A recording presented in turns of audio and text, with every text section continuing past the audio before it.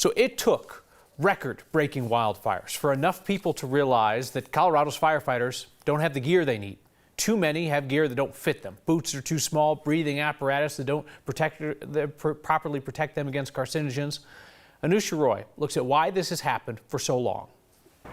For all the fires so ferocious, they earned themselves a name. Career and volunteer firefighters fought them together. Colorado's fire service protects every community in Colorado, the economy of the state, the tourism of the state, the safety of our citizens. As much as 80% of the firefighters in Colorado are volunteer, especially outside the metro area. And too often, fire departments, especially smaller or volunteer ones, cannot afford the right gear that can save their lives. And by not having a mask that they're sure fits them, there is the potential for leaks, which could then introduce these toxic and superheated gases into their lungs, which is a devastating injury. If not fatal. Whether it happens right away or sometime in the future, they will get sick by not having the appropriate gear. So these departments look for grants. Some have bake sales and chili cook-offs to fundraise, and firefighters have even bought their own gear. There is a state grant to help, but how much money is available fluctuates every year depending on the budget,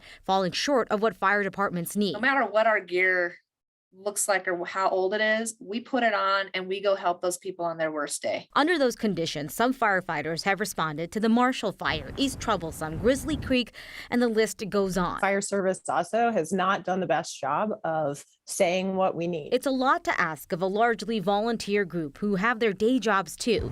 But then research showed the definitive health risks like cancer. And while volunteers are often the first to arrive to many fires, it's the ones that broke records. So much at stake. That finally caught enough people's attention. The proposals that are being discussed in the Capitol today, as we speak, have never been discussed before. For a while, it's been pretty lonely. We don't feel like we have a lot of advocates out there. So this is exciting knowing that our voices are finally being heard.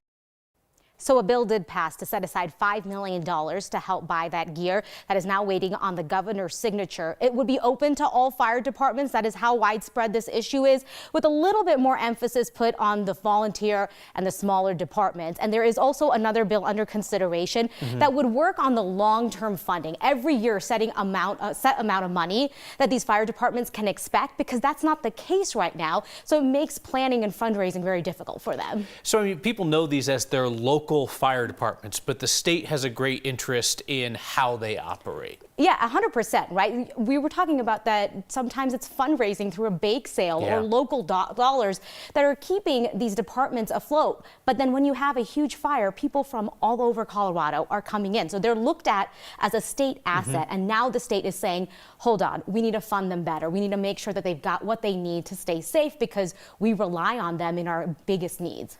Anusha, thank you.